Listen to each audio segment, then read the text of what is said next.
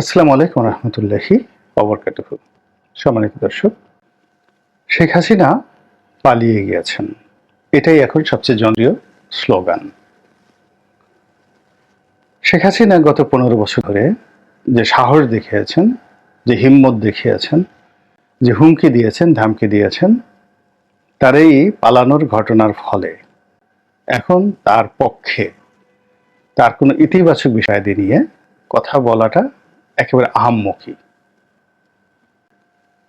বাস্তবতা হলো যে তিনি পালিয়ে গেছেন, আর এই পালানোর কারণে তার যারা প্রতিপক্ষ তাদের কাছে এখন তিনি ব্যঙ্গাত্মক ব্যক্তি, হাস্যরসের বিষয়বস্তুতে পরিণত হয়েছেন।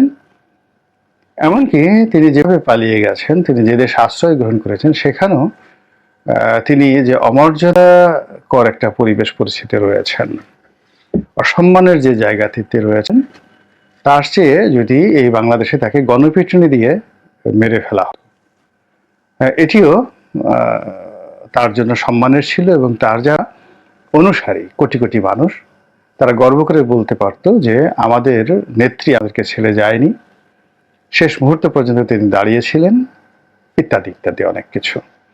দ্বিতীয়ত, তিনি ভারতে না পালিয়ে তিনি আপাতত পরিস্থিতি সামাল জন্য ক্যান্টনমেন্টে যেতে পারতেন, যেটি শ্রীলঙ্কাতে ঘটেছে। এমনকি তিনি টঙ্গিপাড়াতে যেতে পারতেন। তারপরে তাকে যদি জেলখানাতে প্রেরণ করা হতো, যেমন দেখা গেল বেগম খালেদা জিয়া জেলে ছিলেন, তো সেই যে ঢাকা সেন্ট্রাল জেল, এটি এখনো পড়ে আছে। তো বেগম খালেদা জিয়া যেখানে ছিলেন সেখানে তাকে রাখা যেতে পারে বা রাখা যেতে পারতো, এবং এটি ভালো হতো, শহরের মধ্যে এটি ভালো হতো। কিংবা এর আগে যখন 11-এর সময় তিনি বা বেগম জিয়া গ্রেপ্তার বরণ করেছিলেন, তখনও তাদেরকে পার্লামেন্টের ভবনে রেখে সেটিকে সাবজেল ঘোষণা করা হয়েছিল, সেটি হতে পারত। এবং ঠিক 5 তারিখের যে অ্যাঙ্গার, সেই অ্যাঙ্গারটিকে যদি নিয়ন্ত্রণ করা যেত বা মোকাবেলা করা যেত, তাহলে 6 তারিখ থেকে আসলে তার বিচার চাইতো সবাই। এবং বাংলাদেশে যেটা হয়, একটা দীর্ঘকালীন প্রক্রিয়া। আওয়ামী লীগ 15 বছর চেষ্টা করেও বেগম খালেদা জিয়াকে ফাঁসিতে ঝুলাতে পারেনি।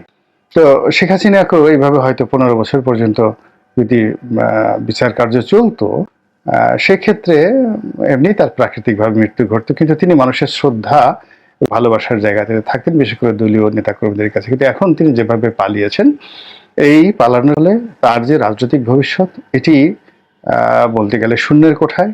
যদি তিনি ফিরে আসেন, যদি তিনি ক্ষমতা লাভ করেন, এটি অ্যাবসলিউটলি অলৌকিক একটি বিষয়। এটি একেবারে স্বয়ং আল্লাহ রাব্বুল আলামিন, মানে বলতে গেলে তিনি খুব অলি, গাউস, কুতুব প্রকৃতির হবেন, এরকম তার চরিত্র। এবং আওয়ামী লীগের লোকজন রক্ষা করার জন্য এবং তার বিরোধী পক্ষকে শায়েস্তা করার জন্য আল্লাহ আবার তাকে পুনরায় পাঠাবেন। এটা একটা অলৌকিক ঘটনা, গায়েবী ঘটনা।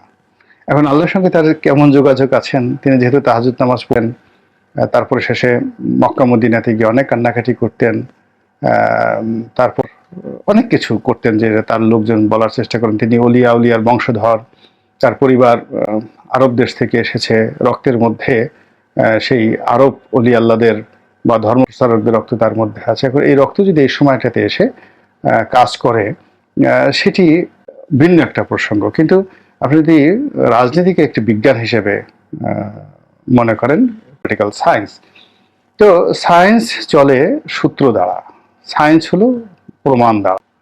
বিজ্ঞানের সূত্র এবং প্রমাণ এছাড়া কখনো বিজ্ঞান হয় না। তো রাজনীতিতে এই মুহূর্তে আপনি সেই বিজ্ঞান হিসেবে চিন্তা করেন, সেক্ষেত্রে শেখ হাসিনার বাংলাদেশে ফিরে আসা, রাজনীতিতে পুনর্বাসিত হওয়া, আওয়ামী লীগের সভানেত্রী হিসেবে আবার দাফিয়ে বেড়ানো, এটা একেবারে এতটা অসম্ভব, শুয়ের পিছন দিয়ে যেভাবে উট ঢুকে সেরকম অসম্ভব বিজ্ঞানের দৃষ্টিতে। আমি বলে নিলাম, আবার আওয়ামী লীগের যারা লোকজন রয়েছেন তারা কোনো অবস্থায় রাগ করবেন না। আর বিপরীত যে হতে পারে সেটা হলো অলৌকিক। যেমন এইবারের যে শেখ হাসিনার পতনটা, এটাও একটা অলৌকিক পতন।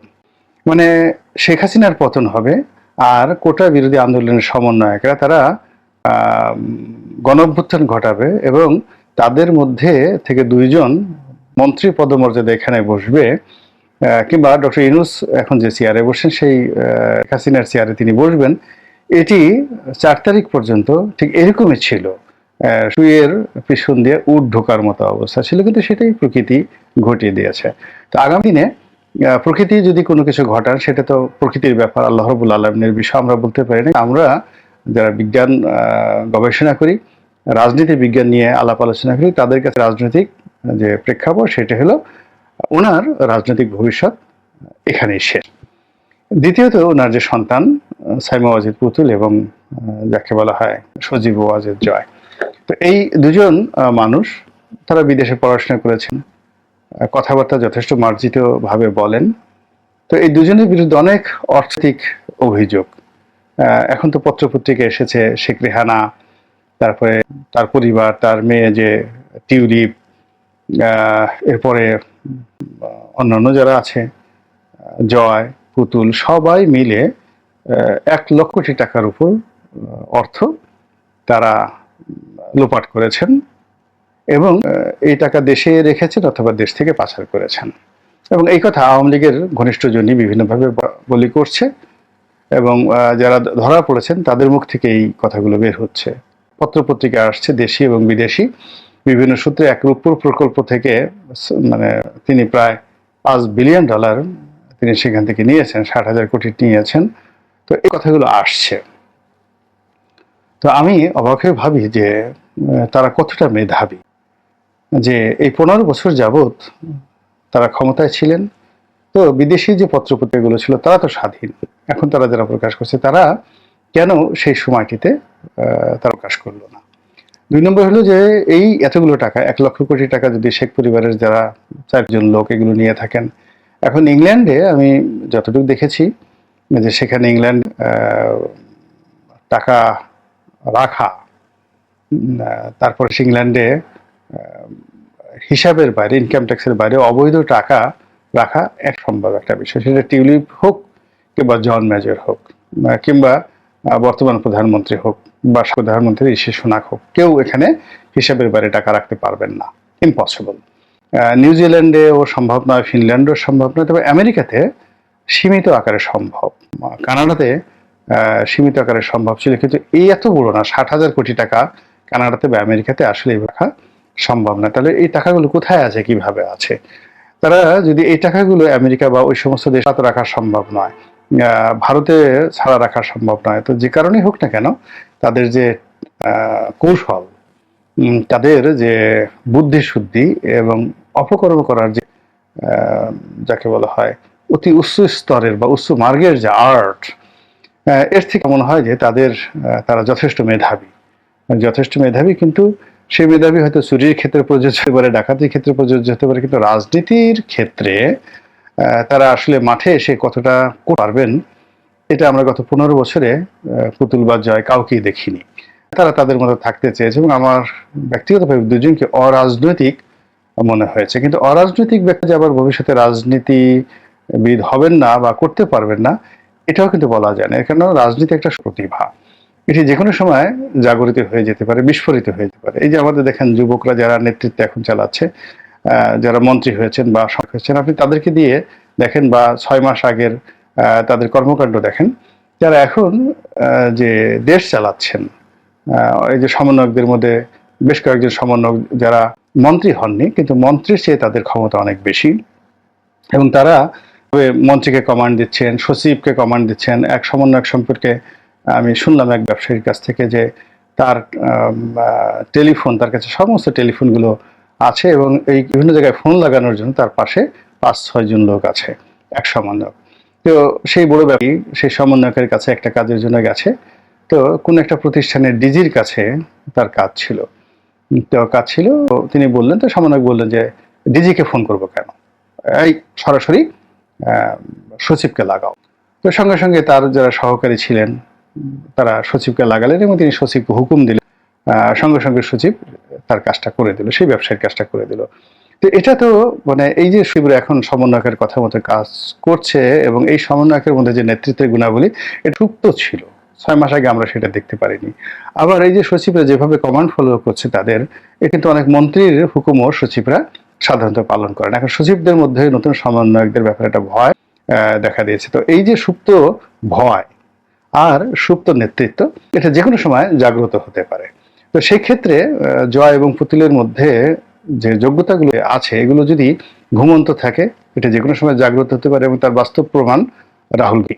আপনারা জানেন যে রাহুল গান্ধী দীর্ঘদিন যাবৎ ভারতের রাজনীতিতে নিজেকে স্টাবলিশ চেষ্টা করেছেন, এবং সোনিয়া গান্ধী সবাই মিলে ঠিক এখন জয়কে যেভাবে কেউ অটিস্টিক বলেন, কেউ আধা পাগলা বলেন, কেউ দুর্নীতিবাজ বলেন, আরো অনেক গালাগাল তাকে নিয়ে করেন। তো ঠিক এইরকম কথা কিন্তু সেই ভারতের যে গান্ধী তাকে নিয়েও কিন্তু বলা হচ্ছিল, এবং তাকে আরো মানে বাজে হয় তাকে কটাক্ষ করে আলোচনা করা হতো, এবং তিনি মনের দুঃখে একবার দাড়ি রেখে ফেললেন, এবং অবস্থা মনে হচ্ছিল তিনি বৈরাগী হয়ে যাবেন, সন্ন্যাসী হয়ে যাবেন, ধ্যান বাবা হয়ে যাবেন। কিন্তু এই বিগত নির্বাচনে তিনি যে সফলতা দেখালেন, এবং তার যে বক্তব্য মাঠে ময়দানে এবং পার্লামেন্টে তার যে বক্তব্য, আমার মনে হচ্ছে যে ভারতের ইতিহাসে এমনকি তার নানা পণ্ডিত জওহরলাল নেহরুর যে লিগেসি, ঠিক সেই লিগেসিটাও কেউ তিনি অতিক্রম করে ফেলেছেন এই অল্প কয়েকদিনের মধ্যে। তো এরকম অনেক অভিজ্ঞতা, অনেক গুণাবলী মানুষের মধ্যে সুপ্ত অবস্থা থেকে পরিবেশ পরিস্থিতি অনুযায়ী সেটা স্ফুলিঙ্গি হিসাব করে। তো ভবিষ্যতে যে অলৌকিকভাবে এরকম কোনো ঘটনা ঘটে জয় পুতুলের ক্ষেত্রে, তারা আওয়ামী লীগের নেতৃত্ব করে, এর বাইরে শেখ পরিবারের মধ্যে কেউ নেই। শেখ সেলিম, শেখ হেলালের ছেলে, সেলিম সাহেবের ছেলে, তারপর শেষে তাপস, পরশ, এরকম যারা শেখ পরিবারের লোকজন ছিলেন, তারা কেউ আবার আওয়ামী লীগের নেতৃত্বে, মূলধারার নেতৃত্বে আসতে পারবেন এটা কোনোভাবেই সম্ভব নয়, কোনোভাবেই নয়। তবে অলৌকিকভাবে শেখ হাসিনা বা জয় বা পুতুলের ক্ষেত্রে অলৌকিক কিছু ঘটনা ঘটতে পারে রাহুল গান্ধীর মতো, কিন্তু অন্য যারা আছে তাদের ক্ষেত্রে অলৌকিক কিছু ঘটার সম্ভাবনা একেবারেই নেই। সবচেয়ে যে তৃতীয় যে বিষয়টি, সেটি হলো তাহলে আওয়ামী লীগের ভবিষ্যৎ কি? আওয়ামী লীগের ভবিষ্যৎ হলো যদি অলৌকিক কোনো ঘটনা ঘটে, সেটা এই পরিবারের মধ্যে জয় পুতুল আর শেখ হাসিনা এদের মধ্যেই ঘটবে। এর বাইরে শেখ পরিবারের নেতৃত্বে জিরো, তারা কখনো বাংলাদেশে এসে দাঁড়াতে পারবে না, রাজনীতি করতে পারবেন না। তাদের সেই মনে সব এখন পলাতক, তাদের ইমেজও নাই, সবগুলোর ভিতরে ভয় ঢুকে গেছে, এবং প্রাকুলের মধ্যেই আতঙ্ক ঢুকে গেছে, এবং তাদের বিরুদ্ধে অনেক অভিযোগ রয়েছে। সেই অভিযোগগুলো মোকাবেলা করে এই জেনারেশনে তারা আর ঘুরে দাঁড়াতে পারবেন না। এটি হলো বাস্তবতা। তাহলে আওয়ামী লীগ কি শেষ হয়ে যাবে? হ্যাঁ, হতে পারে, মুসলিম লীগের মতো হতে পারে, যদি যারা আছেন তারা যদি খুব কৌশলে বিষয়টি তুলে ধরতে পারেন, এবং আগের যে কর্মকাণ্ড সেই কর্মকাণ্ডকে ঠিক মুসলিম লীগের মতো করে তারা ম্যাটারাইজ করতে পারেন, এই দলটির মৃত্যু ঘটবে। অতীতে এর সাথে বড় বড় দল আরো অনেক বড় ছিল, যাদের নেতৃত্বে পাকিস্তান হয়েছে, সেই দলটি নেই। একটা সময় ভাসানী ন্যাপ খুব জনপ্রিয় ছিল, দলটি এখন আর নেই। এরকম অনেক দল হতে পারে, জাতীয় পার্টি এখন যায় অবস্থা।